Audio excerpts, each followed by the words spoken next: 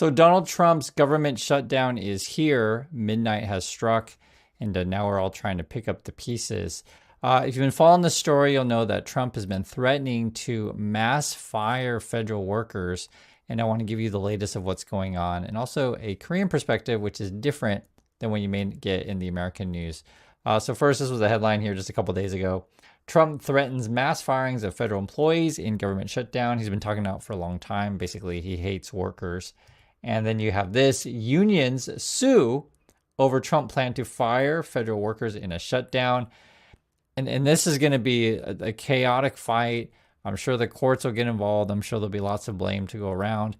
But at the end of the day, and this is something I always tell you guys, we want people who care about regular people, and we want people in leadership positions who care about the workers. Trump is completely the opposite of that.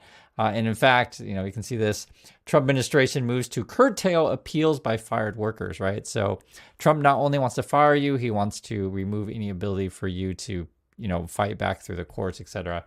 Listen to what Fox News has to say about this stuff. Just after midnight, the shutdown has begun. Democrats refusing to back a Republican plan to fund the government before the midnight deadline. Leaders on the right say it is all political theater. This is a temper tantrum of Chuck Schumer and the Democrats saying, we hate Donald Trump. We'll talk about that with the panel in moments, but first to Chad Pergram, the senior congressional correspondent. He's live for us on Capitol Hill with the very latest. Chad. Trace, hey there. Well, consider what a government shutdown does. Government programs have just ceased a couple of moments ago because they don't have any direction or funding from Congress. Okay, no directing or funding of Congress. They just hate Donald Trump.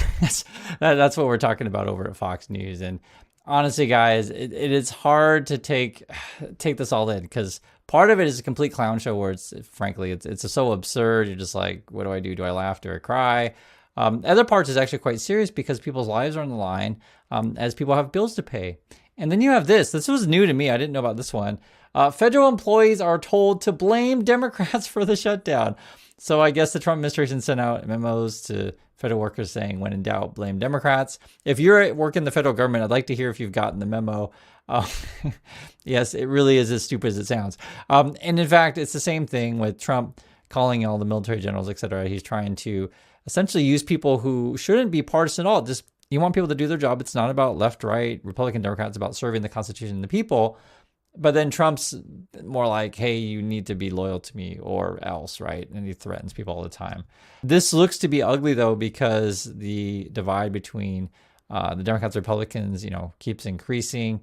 Now, usually they'll come up with some sort of solution right before the deadline. This didn't happen this time, so I have no prediction on how long this will go, other than we're going to keep tracking it. This is something that's not even talked about that much, and I literally just thought myself, I knew this was happening, but I mean, you can see it. 800 more FBI employees are officially out as Patel's overhaul continues. And so basically, you're seeing a dismantling of the government. You're going to have some people who basically, hey, I'm getting out because I have nothing to do with the Trump administration. Time for me to retire.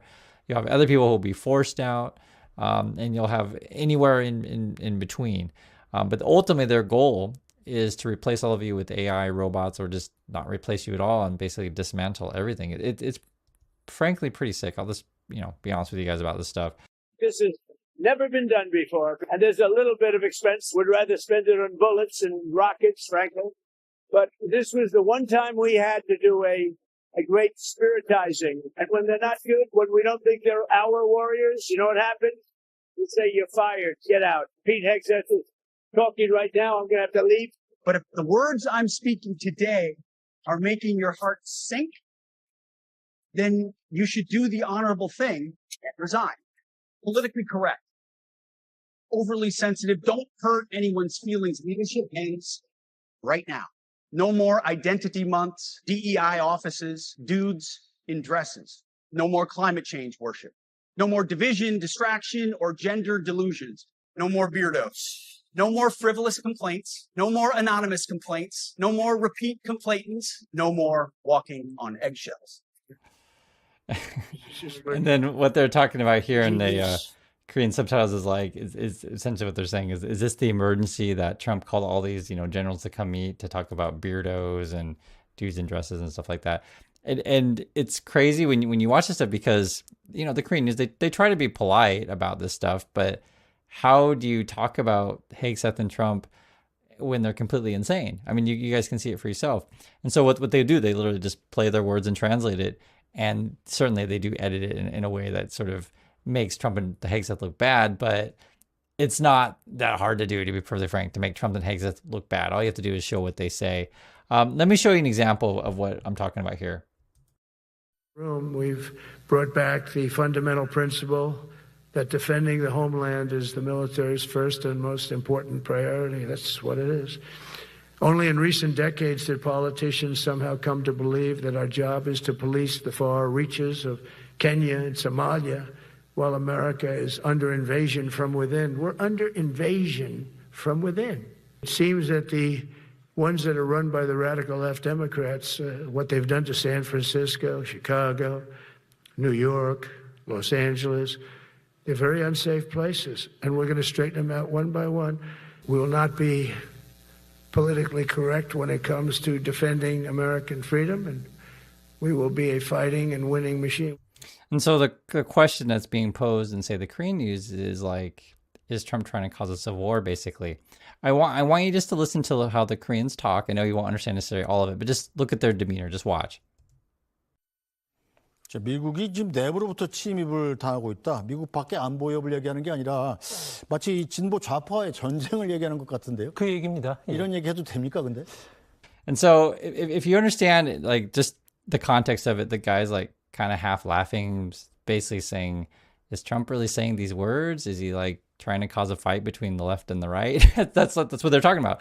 And, you have to put this also in context to understanding Korean history, to where, yes, they did have government who would use the military to go against their own people.